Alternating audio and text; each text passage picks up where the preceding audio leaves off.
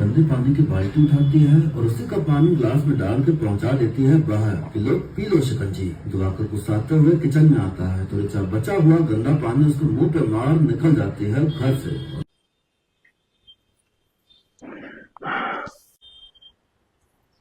मेरे ऋचा pant shirt निकालती है तो दिवाकर कहता है कि पूरे को ऋचा कच्चा बनियान भी निकाल कर पैंट बना के हाँ क्यों नहीं कबर 2 कदम की दूरी पर था खुद से भी वो कपड़े तो वही गड़बड़ी मम्मी जरा दूसरा लाओ ना। बराबर होनी चाहिए या तो अंडरस्टैंडिंग बना लो कि कोई एक कमा के लाएगा और एक घर संभालेगा। काय बोलला दुसरं लाव।